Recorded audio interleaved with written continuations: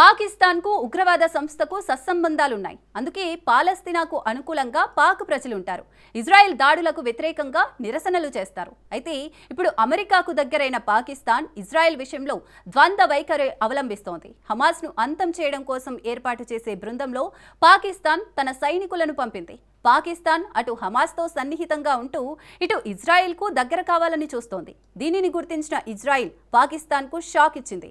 ఇందుకు పాకిస్తాన్కు నెతన్యాహు ఇచ్చిన ఆ షాక్ ఏంటి?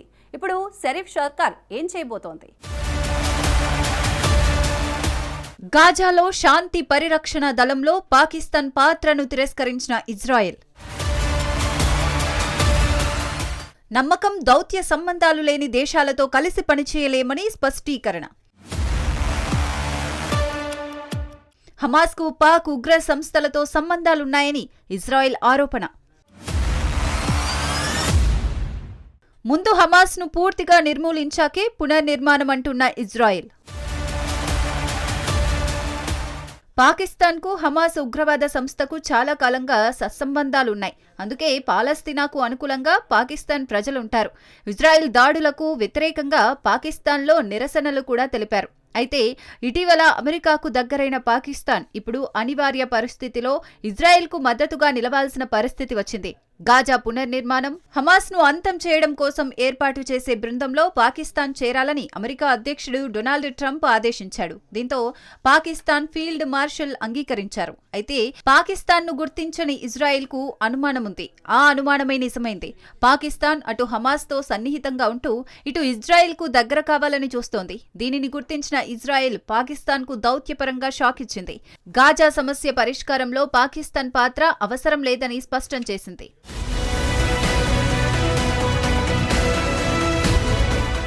హమాస్ యూదులపై దాడి తర్వాత ఇజ్రాయెల్ తీవ్ర సైనిక చర్యలు చేపట్టి హమాస్ను దాదాపు నాశనం చేసింది. మిగిలిన ఉగ్రవాదుల ఆయుధాలను బలహీనపరిచి గాజా పునర్నిర్మాణానికి అంతర్జాతీయ స్థిరీకరణ బలగాలు ఏర్పాటు చేయాలని నిర్ణయించింది.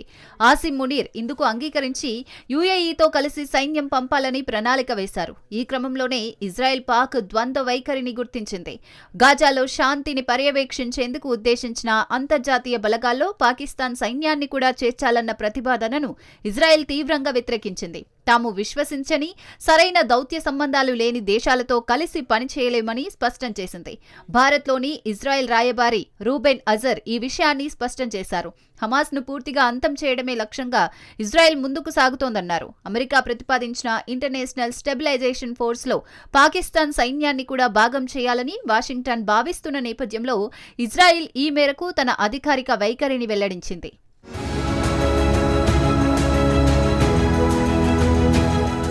కాగా హమాస్ నాయకులు పాకిస్తాన్తో సత్సంబంధాలు కలిగి ఉన్నారు.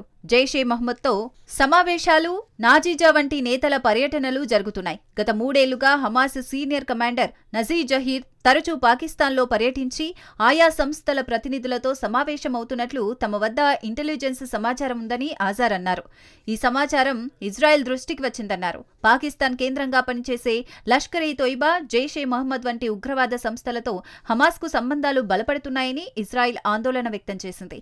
ఈ క్రమంలోనే హమాస్తో ఏకకాలంలో పనిచేసే పాక్కు ఐఎస్ఎఫ్లో చోటు ఇవ్వడం సమంజసం కాదని ఇజ్రాయెల్ నిర్ణయించింది. గాజాలో ఎలాంటి రాజకీయ పరిష్కారం లేదా పునర్నిర్మాణం చేపట్టాలన్నా ముందుగా హమాస్ను పూర్తిగా నిర్మూలించడం తప్పనిసరి అని ఇజ్రాయెల్ గట్టిగా చెబుతోంది. హమాస్ ఉనికిలో ఉండగా శాంతి పరిరక్షణ దళాలను పంపడంలో అర్థం లేదని, హమాస్తో పోరాడడానికి చాలా దేశాలు సిద్ధంగా లేవని ఆయన గుర్తు చేశారు. ఈ అంశంపై ఇజ్రాయెల్ ఇంత బహిరంగంగా, అధికారికంగా స్పందించడం ఇదే మొదటిసారి.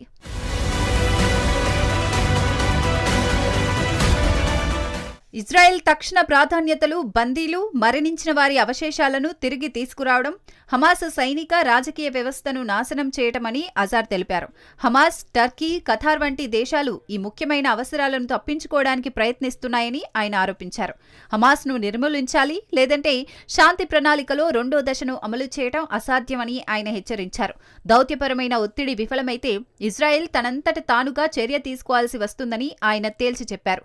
సాధారణంగా విశ్వసించే వారితోనూ, సరైన దౌత్య సంబంధాలున్న వారితోనూ కలిసి పనిచేస్తామని ఆజాద్ చెప్పారు.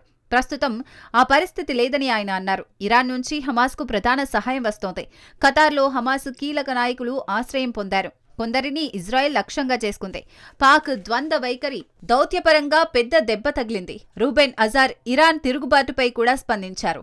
అక్కడి ప్రస్తుత పాలన అంతమవుతుందా అనేది అనిశ్చితంగా ఉందని చెప్పలేదు, కానీ ప్రజలు పాలకులపై విసిగిపోయారని తెలిపారు.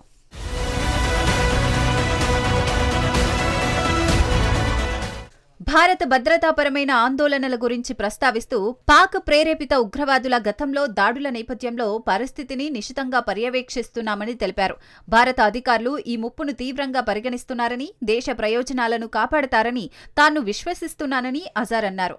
హమాస్ను భారత్ అధికారికంగా నిషేధించాలా అనే ప్రశ్నకు స్పష్టమైన ముప్పు ఉందని, ఈ నిర్ణయం తీసుకోవాల్సింది భారతదేశమేనని ఆయన అన్నారు. మరోవైపు ఇరాన్, ఇజ్రాయెల్ మధ్య నెలకొన్న ఉద్రిక్తతలు ఇప్పుడు మరో ప్రమాదకర స్థాయికి చేరుకున్నాయి. తమ భూభాగంపై దాడి జరిగే వరకు వేచి చూడబోమని, ముప్పు పొంచి ఉందని భావిస్తే శత్రువుపై ముందస్తు దాడి చేసేందుకు కూడా వెనకాడబోమని ఇరాన్ సంచలన ప్రకటన చేసింది.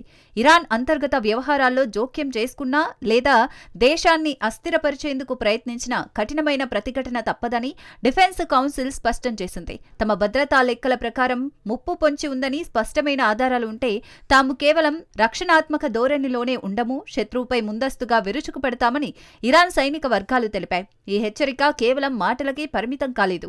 దీని వెనక బలమైన కారణాలు, సన్నాహాలు కనిపిస్తున్నాయి.